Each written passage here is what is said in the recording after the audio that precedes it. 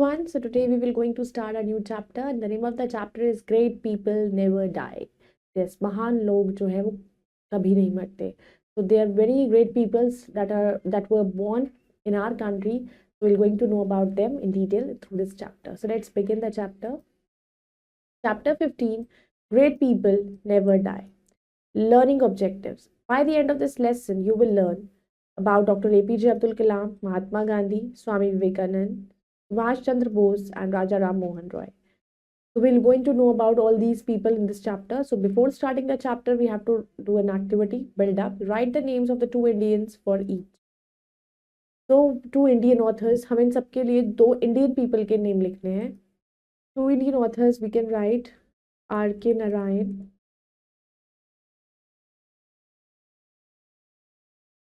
and Rabindranath Tagore.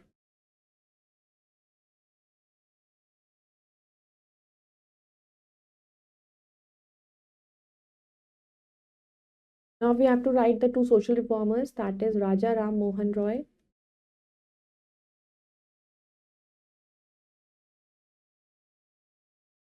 and Ishwar Chand Vidyasagar.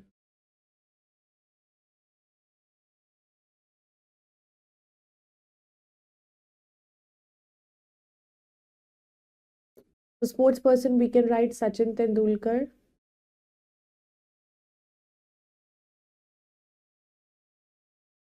Milkha Singh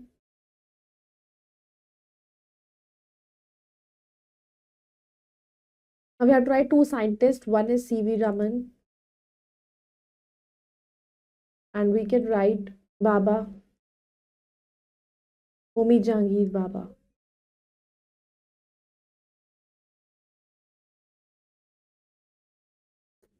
Two Indian artists we can write about M.F. Hussain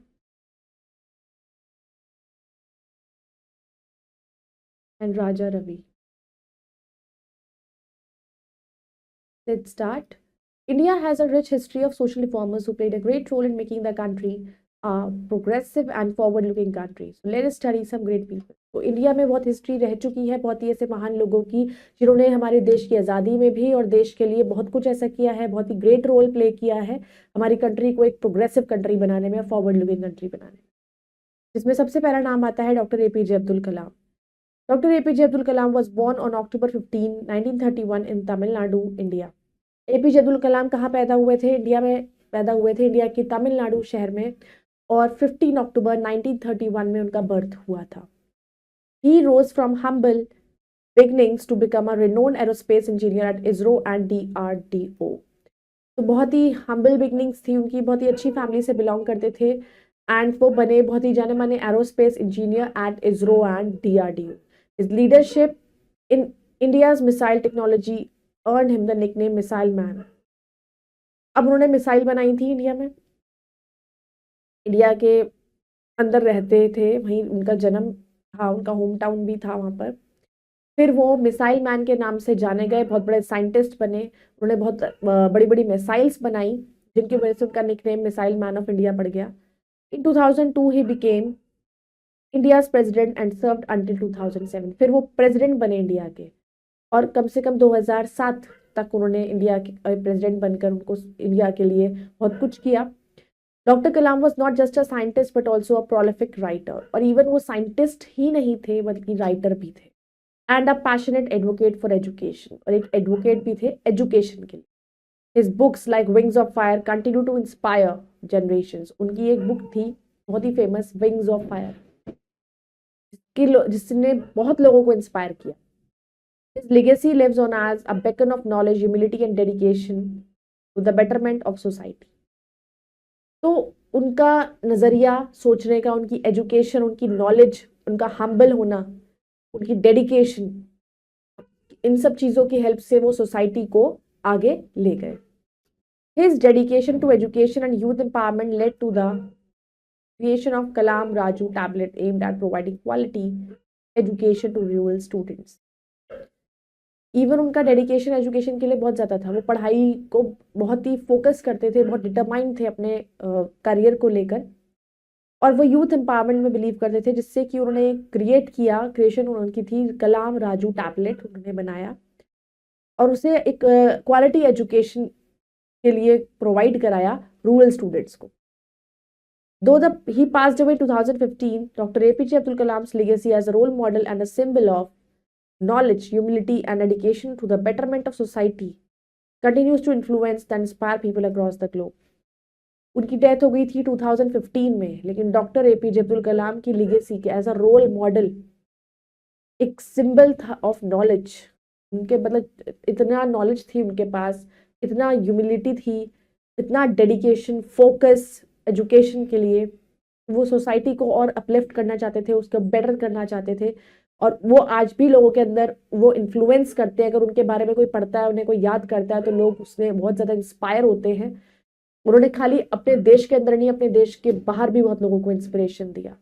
Fact treasure, Dr. APJ Abdul Kalam got two of the country's highest honors, the Padma Vibhushan 1990 and the Bharat Ratna 1997. APJ Abdul Kalam को country के दोनों highest honour मिले. सबसे पहला उन्हें मिला पद्म विभूषण और दूसरा उन्हें मिला Bharat Ratna. Next come Subhash Chandra Bose. Netaji Subhash Chandra Bose was born on 23rd January 1897 in Cuttack, Odisha to Prabhavati Dutt Bose and Janakinath Bose. अब सुभाष चंद्र बोस पैदा हुए थे 23 जनवरी को 1897 में ओडिशा में, और उनके फादर मदर का नाम था Prabhavati Dutt Bose and Janaki Nath Bose. Subhash Chandra Bose is considered one of the most influential freedom fighters with extraordinary leadership skills and charismatic oratory. His famous slogans are तुम मुझे खून दो मैं तुम्हें आज़ादी दूंगा, जय हिंद एंड दिल्ली चलो. अब सुभाष चंद्र बोस की लीडरशिप क्वालिटी बहुत बढ़िया थी. उन्होंने लोगों को इस तरीके से लीड करना, उनकी जो अलग ही क्वालिटी थी जिससे लोग बहुत इन्फ्लुएंस रहते थे. उन्होंने बहुत स्लोगन्स भी दिए, मुझे खून दो मैं तुम्हें आज़ादी दूंगा, जय हिंद, जय भारत, दिल्ली चलो. तो ये सारे स्लोगन्स इनके ही दिए हुए थे. उनका बोलने का तरीका, उनका लीडरशिप क्वालिटीज़ की वजह से वो बहुत इन्फ्लुएंस होते थे लोग उनसे. He formed the Azad Hind Fauj, Indian National Army and made several contributions to India's freedom struggle. और उन्होंने हमारे देश के लिए बहुत लड़ाइयाँ लड़ी, स्ट्रगल में पूरा हिस्सा लिया, और उन्होंने आज़ाद हिंद फौज बनाई, इंडियन नेशनल आर्मी उन्होंने बनाई, जिसमें उन्होंने कंट्रीब्यूट करा लोगों को इस ब्रिटिशर्स से तो आज़ादी दिलाने में. He is known for his militant approach that he used to gain independence and for his socialist policy. और अपनी जो पॉलिसीज थी कि लोगों को इकट्ठा करके उनको लीड किया और उनको एक आर्मी बनाई ताकि हमें ब्रिटिशर्स से जल्द राहत मिल सके. He joined the non-cooperation movement which was started by Mahatma Gandhi, who made the Indian National Congress INC a powerful non-violent organization. फिर उन्होंने नॉन कॉपरेशन मूवमेंट जो महात्मा गांधी ने स्टार्ट करी थी उन्हें भी ज्वाइन किया, जिससे इंडियन नेशनल कांग्रेस जो थी वो एक पावरफुल ऑर्गेनाइजेशन बन गई थी. During this movement he was advised by Mahatma Gandhi to work with Chittaranjan Das who became his political mentor. अब इस मूवमेंट के टाइम पे उनको एडवाइस किया था महात्मा गांधी ने कि चितरंजन दास के साथ काम करें ताकि वो उसके पॉलिटिकल मेंटर बने. After that he became a youth educator and the commandment of the Bengal Congress volunteer. उसके बाद वो यूथ के लोगों के मतलब जो जवान लोग थे, थोड़े से बढ़ती उम्र वाले लोगों के एजुकेटर बने और बंगाल कांग्रेस वॉलंटियर्स के कमांड पर रहे. He also started the newspaper Swaraj in 1927, and after being released from prison, Bose became General Secretary of Congress Party and worked closely with Jawaharlal Nehru for India's independence. उसके बाद Swaraj newspaper उन्होंने start किया था 1927 में, और उसके बाद जब उन्हें जेल से रिहा किया गया तो वो जनरल सेक्रेटरी बन गए कांग्रेस पार्टी के, और उन्होंने जवाहरलाल नेहरू के बहुत क्लोज रहकर काम किया इंडिया के independence. Your wise, why did the spinning of khadi on the charkha became a symbol of nationalism? अब जो वो खादी ऑन द चरखा जो बनाते थे वो एक नेशनलिज्म का सिंबल क्यों बन गया? In 1938 he was elected the president of Indian National Congress and formed a national planning committee which formulated by a policy of broad industrialization. 1938 में वो प्रेसिडेंट इलेक्ट करेगा इंडियन नेशनल कांग्रेस के, और उन्होंने एक नेशनल प्लानिंग कमेटी बनाई that has formulated up, इसको policy को फॉर्मुलेट किया ब्रॉड इंडस्ट्रियलाइजेशन को बढ़ाया जाए. However, this approach did not harmonize with Gandhian economic thought, which clung to the notion of cottage industries and benefiting from the use of country's own resources. लेकिन ये जो approach थी इससे लोगों में एकता नहीं आ पाई, इकोनॉमिक थॉट नहीं वो जनरेट कर पाए, क्योंकि वो बेनिफिट करना चाहते थे from the use of country की अपने रिसोर्सेज से। Bose vindication came in 1939 when he defeated a Gandhian rival for री इलेक्शन। अब उसके बाद फिर उनको हाईलाइट होना पड़ा 1939 में, जब उन्होंने डिफीट किया गांधीयन राइवल को री इलेक्शन में। Nonetheless the rebel president felt bound to resign because of lack of Gandhi ji support. लेकिन जो रिबेल प्रेसिडेंट थे उनको झुकना पड़ा, रिजाइन देना पड़ा, क्योंकि गांधी जी का सपोर्ट नहीं था। Mahatma Gandhi. Mahatma Gandhi was born on 2nd October 1869 at Porbandar इन गुजरात। महात्मा गांधी पोरबंदर में 2 अक्टूबर को पैदा हुए थे। He studied law in England. England में उन्होंने लॉ की पढ़ाई करी। As a lawyer he went to South Africa to earn a living. South Africa was then ruled by whites. फिर वो लॉयर बनने के बाद वो साउथ अफ्रीका गए रहने के लिए, अर्न करने के लिए। साउथ अफ्रीका पे उस टाइम पे वाइट्स का मतलब ब्रिटिशर्स का, गोरों का राज था। दे mistreated the local black population, और जो ब्लैक पॉपुलेशन थी वो उसको मिसट्रीट करते थे। People of Indian origin there to led a miserable life. Even Indian भी बहुत सारे वहां रहते थे, तो उनकी लाइफ भी बहुत मिजरेबल थी। Gandhi ji took up fight on their behalf. Even वहां पर भी गांधी जी ने उनके लिए फाइट लड़ी। He taught the black and the Indians that God had made everyone equal and that nobody was superior और inferior. He inspired them to fight for their rights. फिर उन्होंने बताया ब्लैक को, जो ब्लैक पीपल थे, Indians भी थे, उनको भी समझाया कि सबने को भगवान ने बनाया है और सब कलर से कोई फर्क नहीं पड़ता, सब इक्वल है। भगवान के लिए तो सब कुछ, हर इंसान इक्वल है, हर चीज सबके लिए इक्वल है, कोई इतना सुपीरियर नहीं, कोई इंफीरियर नहीं। तो उन्होंने उनको इंस्पायर किया कि तुम अपने राइट्स के लिए लड़ो आगे जाके। However, Gandhiji never told them to use violence in their fight. He called his fight Satyagraha, which means insistence on the truth. उन्होंने कहा कि मैं नहीं कहता कि तुम तलवारों से लड़ाई करो, बंदूकों लेके लड़ाई करो, वायलेंस क्रिएट करो, नहीं। उन्होंने कहा कि सत्याग्रह, सत्य के लिए लड़ाई करो, सच के सामना करो, सच के लिए, ट्रुथ के लिए लड़ो। After spending 20 years in South Africa he return to India. 20 साल उन्होंने वहां रहे और फिर वो इंडिया वापस आए। He was shock to see the condition of Indians the British rule. और वो ब्रिटिश रूल के अंदर जो इंडियंस की कंडीशन थी उसको देखकर वो हैरान रह गए। He told the people to fight for their rights. उन्होंने लोगों को सिखाया कि कैसे हमें अपने राइट के लिए लड़ना है। He preached nonviolence and noncooperation. उन्होंने सिखाया लोगों के। Thousands of people participated in the satyagraha में, बहुत लोगों ने पार्टिसिपेट किया। People under his leadership held peaceful demonstration throughout the country. और जो भी लोगों को गाइड करते थे, वो जो उनकी लीडरशिप के अंडर था, तो उनको वो पीसफुल डेमोन्स्ट्रेशन देते थे। दे बॉयकॉटेड, ब्रिटिश गुड्स को यूज करने के लिए मना कर दिया था, उन्होंने बॉयकॉट कर दिया था। दे faced every cruelty of the British with smiles on their face. Even उन्होंने ब्रिटिशर्स की हर बदतमीजी को, हर दर्द को बहुत खुशी से सहा। Finally, the British had to bow to their moral power of the people. India became free in 1947. और इसी वजह से, उनकी मॉरल पावर की वजह से ब्रिटिशर्स झुक गए और उन्होंने इंडिया को फ्री किया 1947। Gandhi ji lived a simple life. ही वोर एंड ओनली खादी क्लोथ्स। बहुत ही सिंपल लाइफ जीते थे, खादी कपड़े पहनते थे। People loved him and called him Bapu. लोगों को बहुत अच्छे लगते थे और उन्हें बापू के नाम से बुलाया जाता था। Gandhi ji was against the practice of untouchability. छुआछूत की बीमारी, अनटचेबिलिटी लोग बहुत फॉलो करते थे, जिनको वो बहुत अगेंस्ट समझते थे, गलत मानते थे। He did a lot for them. उन लोगों के लिए भी उन्होंने बहुत कुछ करा। Used to call them Harijans, people of God. वो उनको हरिजन कहा जाते थे, अनटचेबल्स को। He also worked for Hindu Muslim unity and upliftment of women. Women empowerment, women के अपलिफ्टमेंट के लिए बहुत उन्होंने वर्क किया। हिंदू मुस्लिम की यूनिटी बनी रहे, एकता बनी रहे, उसके लिए उन्होंने बहुत काम किया। Gandhi ji was shot dead on 30 जनवरी 1948। गांधी जी को मार दिया गया था 30 जनवरी को 1948। Thus died of one of India's greatest sons. Next comes Raja Ram Mohan Roy.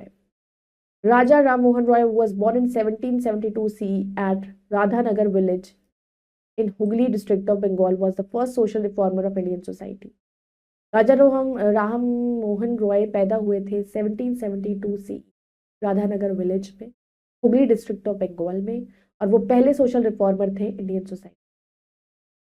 He protested strongly against the evil practices of sati, child marriage, the caste system and the ritual of female infanticide, दूधपति etcetera, and made great efforts to abolish them from Indian society.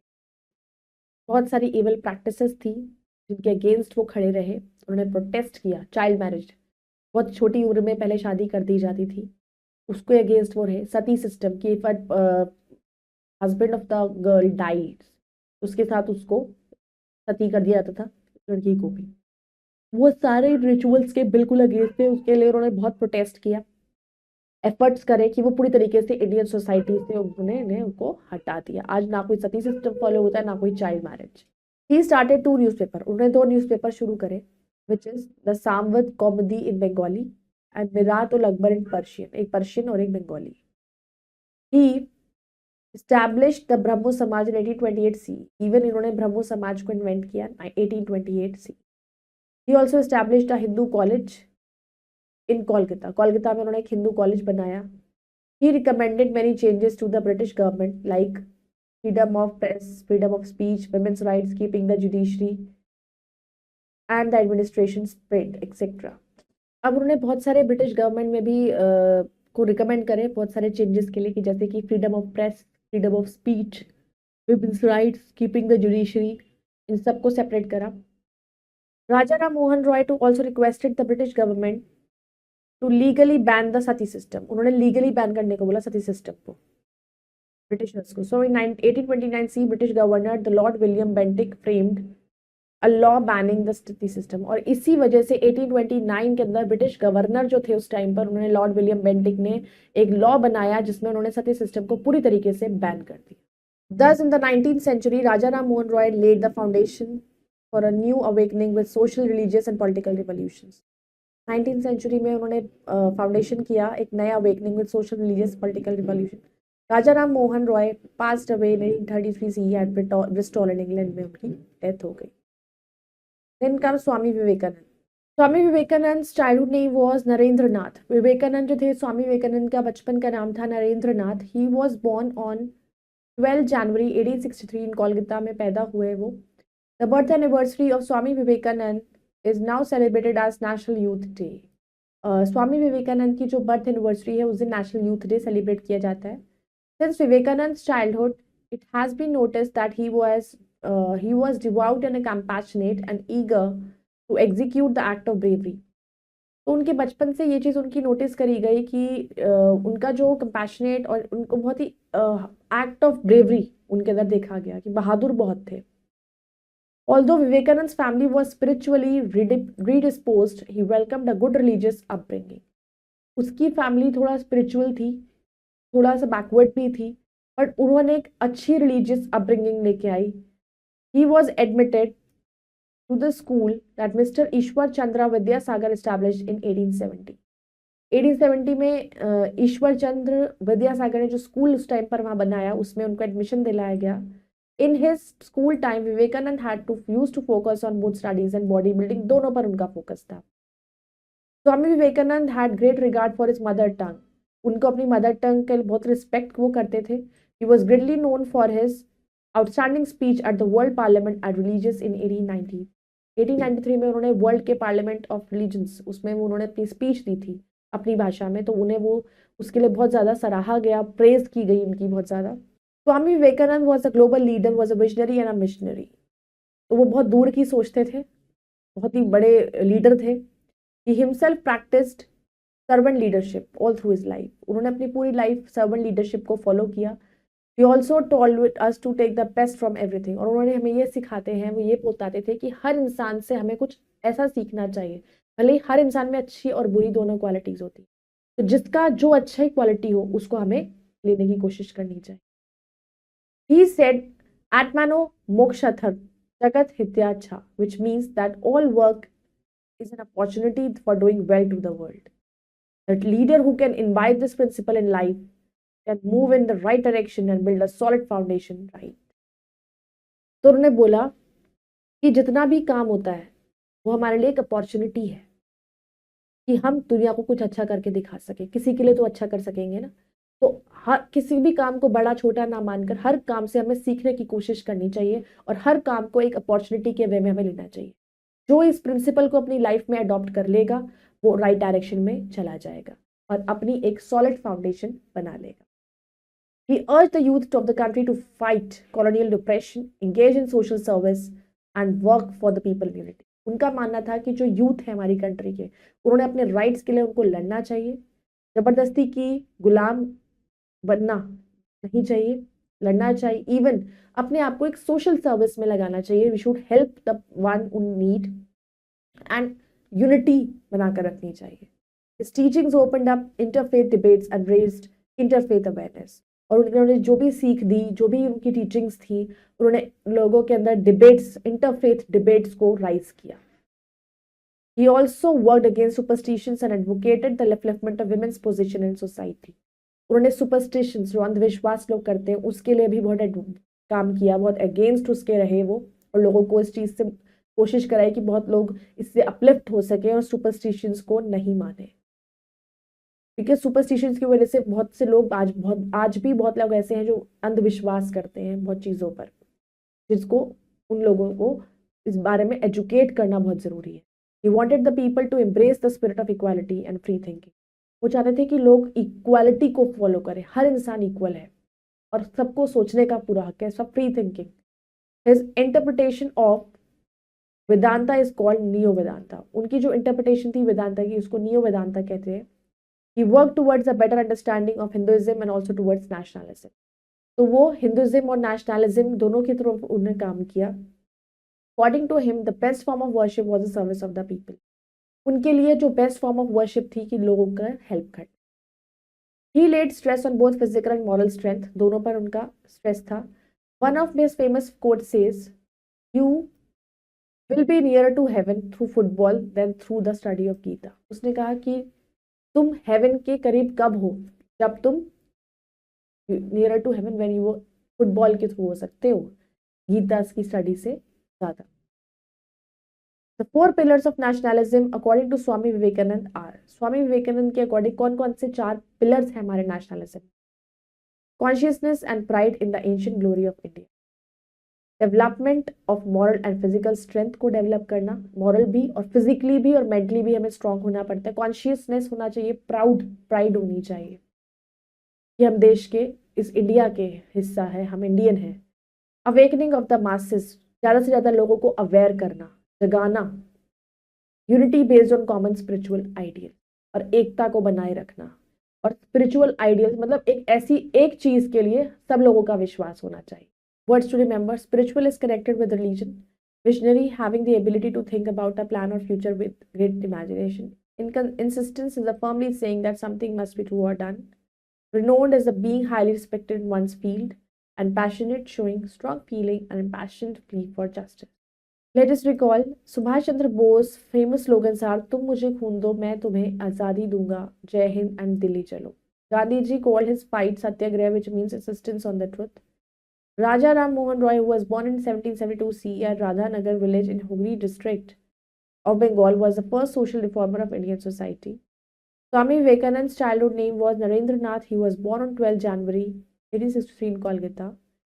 One of Swami Vivekananda's famous quotes says, "You will be nearer to heaven through football than through the study of Gita." Now let's do the think and answer. So now let's take the correct option. What was the primary objective of Netaji's Azad Hind Fauj, Indian National Army, that is free India from British rule? In which year was Dr. APJ Abdul Kalam awarded with Padma Vibhushan Award 1990? When was Swami Vivekananda born? 12 January 1860. Where was Raja Ram Mohan Roy born? That was Radhanagar. Now let's do fill in the blanks using the words given in the box. He laid stress on dash and dash strength. He laid stress on physical and moral strength. Swami Vivekananda had great regard for his dash tongue, mother tongue. He also established a Hindu college in Kolkata. People in thousands participated in the Satyagraha.